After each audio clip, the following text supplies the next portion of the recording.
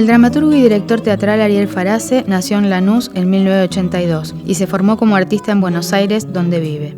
Entre sus casi 20 obras, Ulises no sabe contar, Luisa se estrella contra su casa y Constanza muere condensan en un nombre propio y una acción su sentido poético. Tin y Amancay fueron estrenadas en Tandil por directoras locales.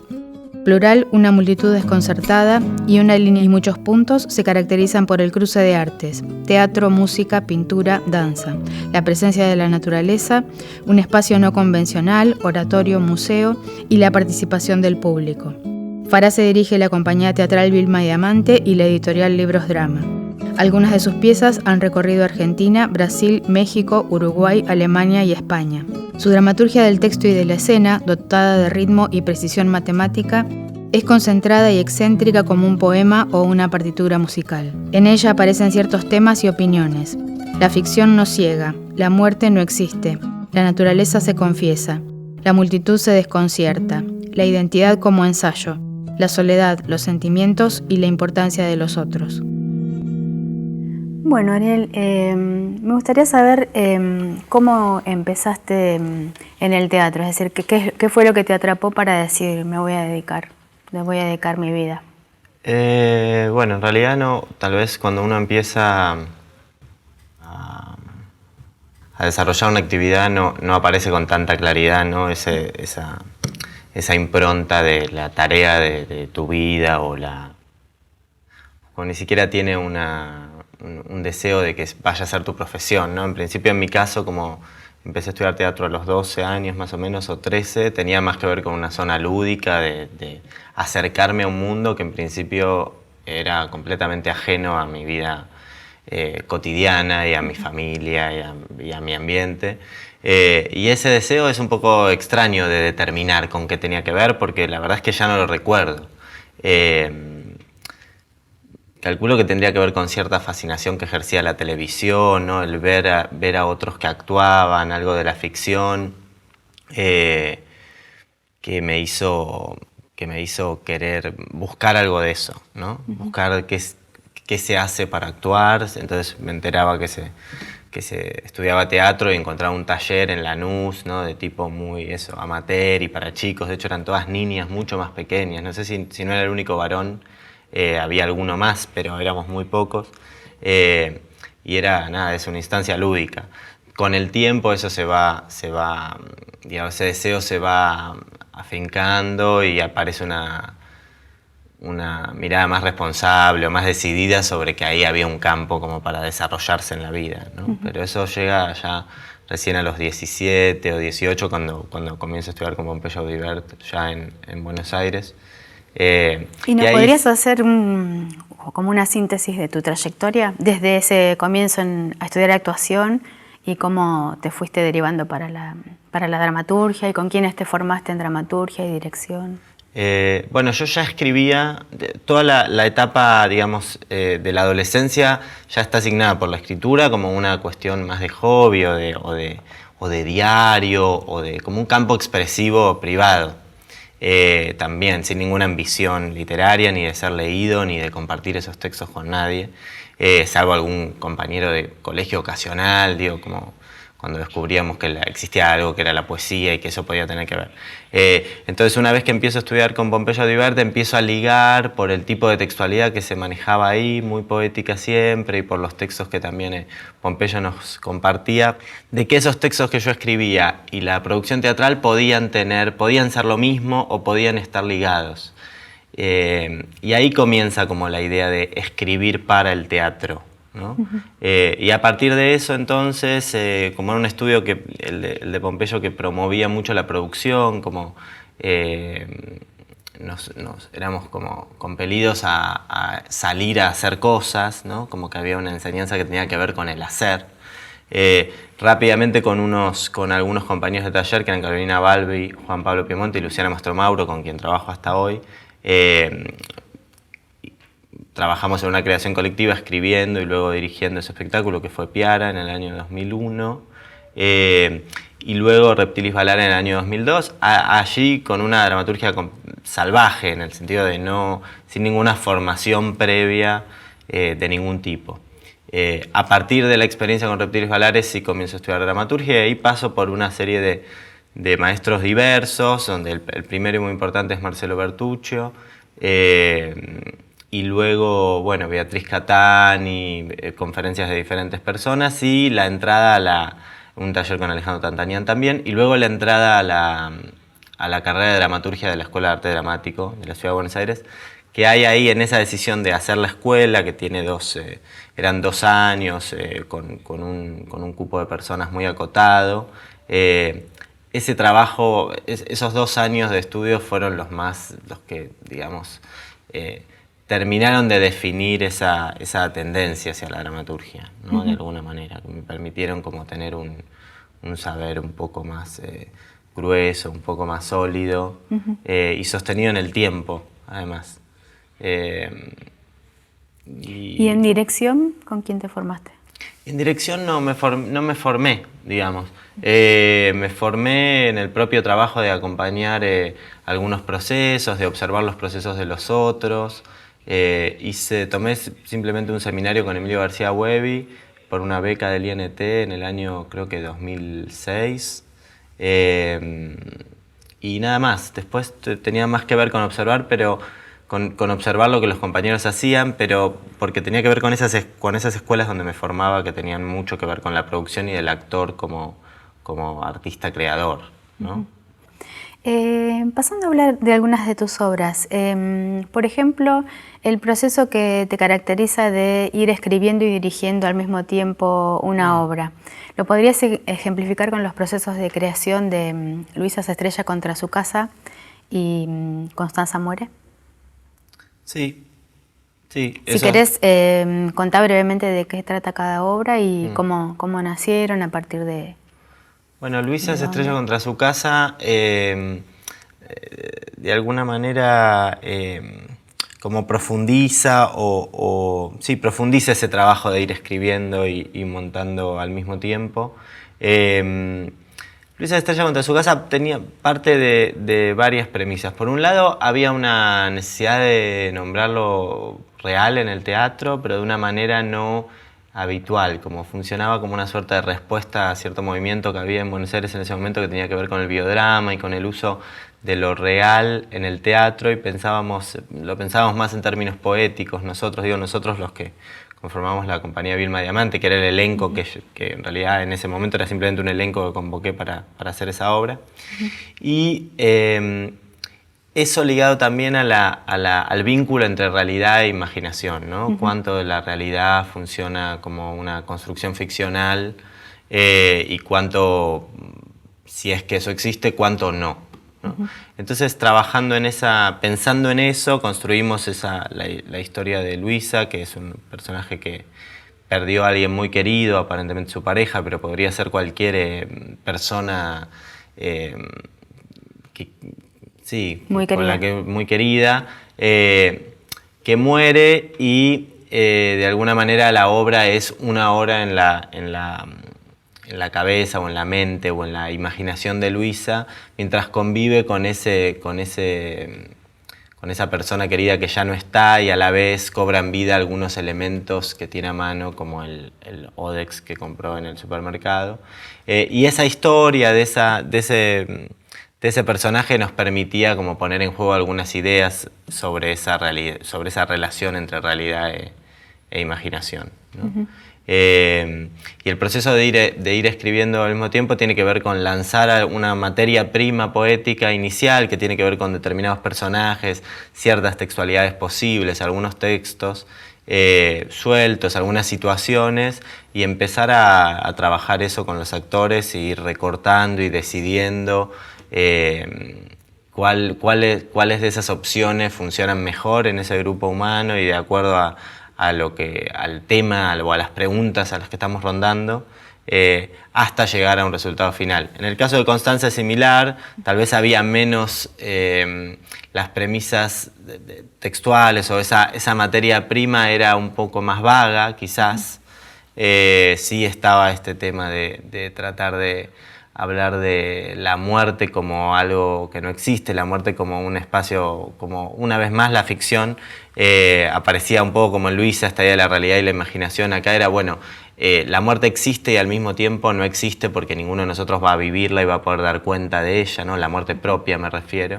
Y entonces esa muerte propia que aparece como un espacio ficcional en cada uno, sin embargo como ficción existe, ¿no? Y uno puede proyectarla, pensarla. Y en el caso de los ancianos o de las personas mayores o de o cualquier enfermo terminal, esa convivencia con la muerte, con esa ficción que uno construye con respecto al no estar más con los suyos, no estar más en el mundo, nada, funciona como en un plano de realidad, o al menos esa era la premisa sobre la que trabajamos, ¿no? Y en contraposición a estas dos obras que cuentan una historia mínima y sobre todo hablan de los estados interiores de las protagonistas, en un ambiente así íntimo. Otro par de obras tuyas, Plural, Una multitud desconcertada y Una línea y muchos puntos, tienen un proceso distinto de haberse generado, ¿no? Sí. ¿Cómo fue? Teniendo en cuenta esta convocatoria, ¿no? El Festival Zona Sur, El borde de sí mismo.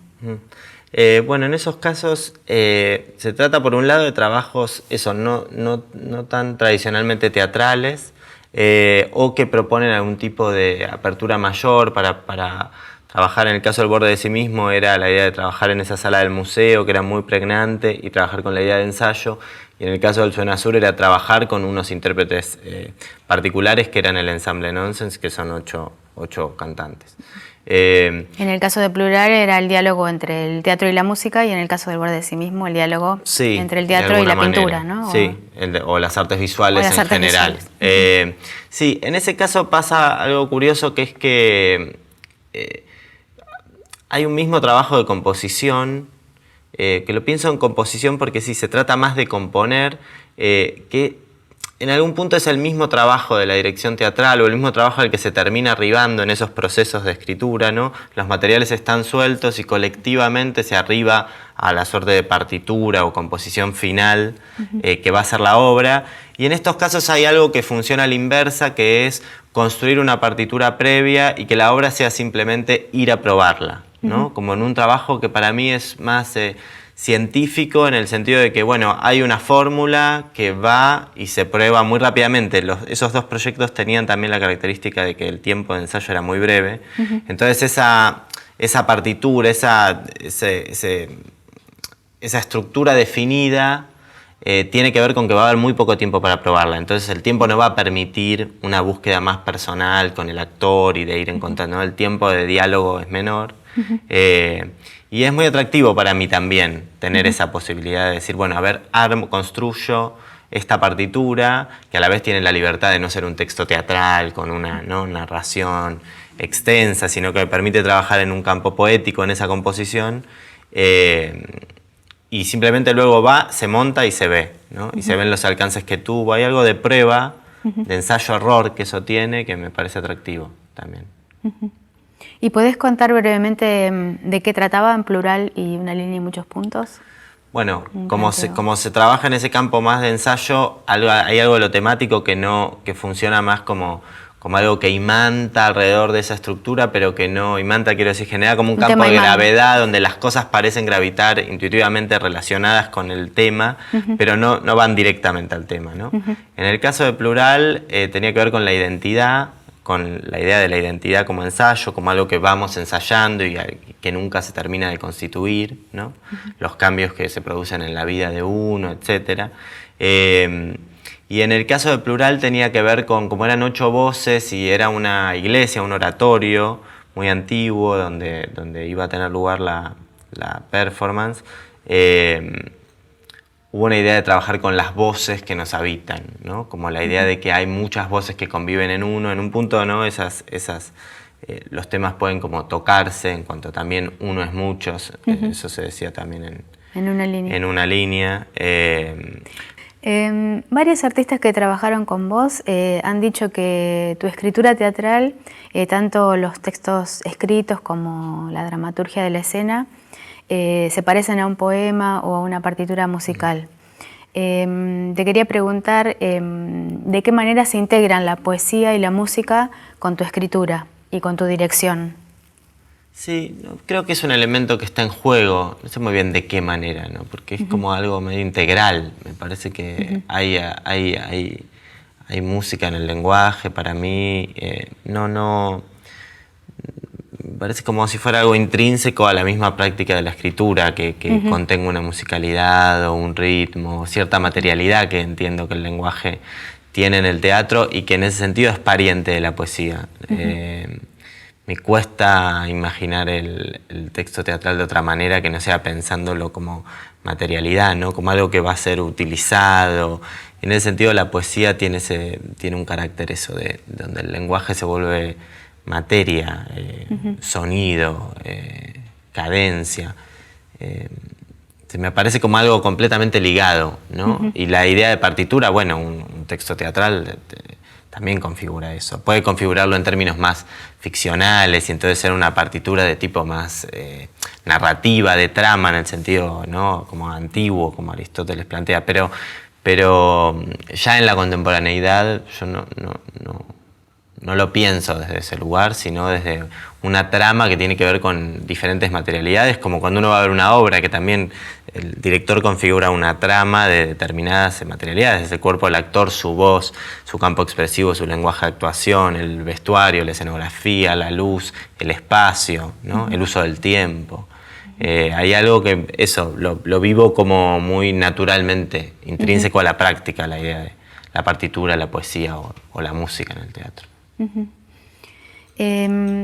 Bueno, como tu escritura se aleja de la estructura tradicional de texto y acotaciones, se ve mucho en tus obras la intertextualidad, sobre todo con la literatura, con la poesía, incluso también en el proceso de escritura con tus lecturas múltiples de novelas, cuentos.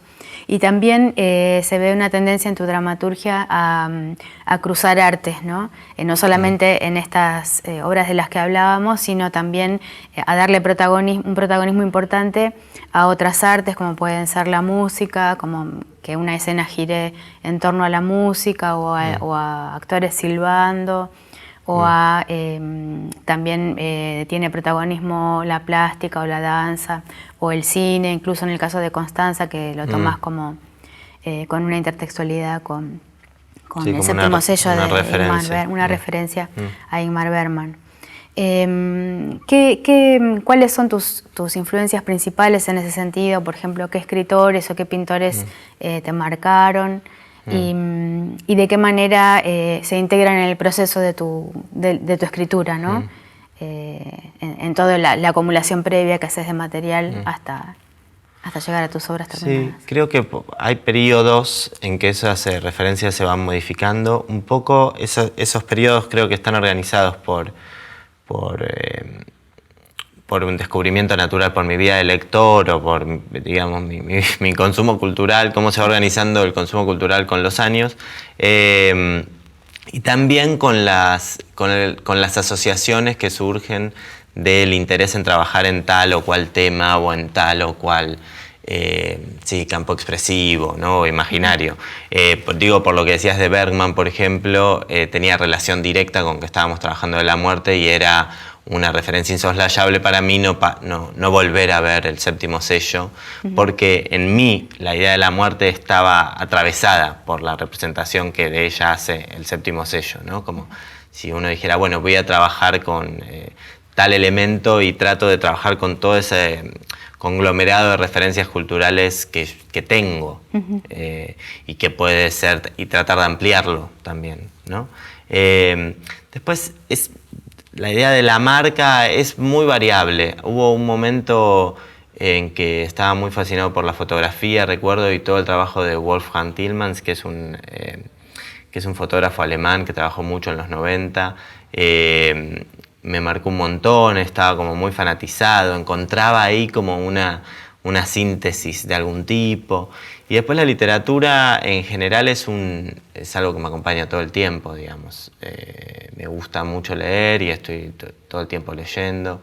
Entonces eso es variable. Si bien hay referencias que parecen como marcarte, también es curioso porque con el paso del tiempo uno fija esas referencias cuando en realidad esas referencias quizás ya no están operando tanto en el presente, ¿no? Digo, Clarice Lispector, Marosa Di Giorgio, Thomas Bernhard, son autores, Pier Paolo Pasolini, es una suerte de figura muy entrañable para mí, como a la que vuelvo siempre. Pero quizás no necesariamente porque su literatura está haciendo en este momento, está dialogando conmigo, sino hay algo que se amplía y que tiene que ver sí con la misma figura del artista, con la vida del artista, hay algo que con el paso del tiempo son marcas, pero que también pasan, ¿no? Como si fueran cicatrices que se van borrando con el paso del tiempo. Sí. Y respecto del lenguaje teatral, ¿qué opinas, por ejemplo, qué debe tener sí o sí el teatro? Esto de, por ejemplo, interdialogar con otras formas literarias. ¿Tiene que haber sí o sí un cruce de artes para vos dentro del lenguaje teatral? Esta frase por ahí de un contemporáneo tuyo que dice que el teatro es todo menos teatro.